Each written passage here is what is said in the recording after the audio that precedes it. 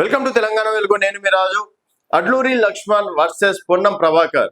So Ponnam Prabhakar గారు Jubilee సన్నాహక సమావేశాల్లో ఆలస్యమైందని చెప్పేసి దున్నపోతూ ఇలాంటి వ్యాఖ్యలు చేశారు.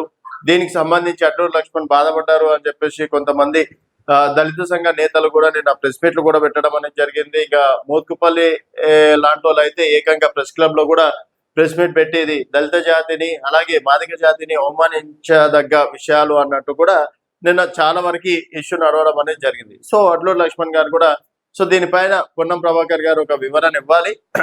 సో వివరణ ఇస్తేనే నేను అంటే దానికి సంబంధించి యాక్షన్ తీసుకుంటాను, లేకపోతే సోనియా గాంధీ రాహుల్ గాంధీ దగ్గరికి వెళ్తానని చెప్పేసి కూడా నిన్న చెప్పడం అనేది కూడా జరిగింది. దానిపైన పొన్నం ప్రభాకర్ గారు స్పందిస్తూ నాది లక్ష్మణ్ గారిది దాదాపుగా 30 సంవత్సరాలు బాండింగ్ స్నేహ బంధం.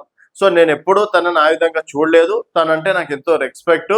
ఒక చిన్న సామాన్య కార్యకర్త నుంచి ఈరోజు మంత్రిగా ఎదిగారు. సో అలాంటి వాళ్ళని నేను ఎందుకు ఆ విధంగా అంటా, కావాలని నా మాటలని వక్రీకరించే ప్రయత్నం చేశారు. సో ఒకవేళ ఎవరన్నా హట్ అయితే మాత్రం దానికి నేను క్షమాపణలు చెప్తున్నారన్న విధంగా కూడా పొన్నం ప్రభాకర్ గారు స్పందించడం అనేది జరిగింది. ఇదే అంశం పైన ఈరోజు ఇద్దరు కూడా మంత్రులు కలిసి పిసిసి చీఫ్ ని కలిసే ప్రయత్నం చేస్తున్నారు. సో జూబ్లీహిల్స్ ఉప ఎన్నికలు కావచ్చు, రేపు జరగబోయేటువంటి స్థానిక సంస్థల ఎన్నికల ముందు ఈ విధంగా అంటే మంత్రులే ఈ విధంగా ఒకరిపైన ఒకరు విమర్శలు చేసుకుంటున్నారని చెప్తే పార్టీకి డెఫినెట్ గా డ్యామేజ్ అవుతుంది అని చెప్పేసి ఏకంగా హైకమాండ్ రంగంలో దిగి ఈ మ్యాటర్ ని సాల్వ్ చేయడం అనేది జరిగింది. సో మరి దీనిపైన ఇంకా అడ్లూరి లక్ష్మణ్ గారు స్పందించలేరు. సో చూద్దాం మరి అడ్లూరి లక్ష్మణ్ గారు ఏమంటారు. సో మొత్తానికి పొన్నం ప్రభాకర్ గారు అయితే దీనిపైన విచారణ వ్యక్తం చేయడం అనేది కూడా జరిగింది. సో ఇంచుమించు ఇద్దరు మంత్రుల వ్యవహారం ఒక క్లైమాక్స్ వచ్చిందని చెప్పేసి కూడా చెప్పుకోవచ్చు. చూస్తూనే ఉండండి తెలంగాణ వెలుగు.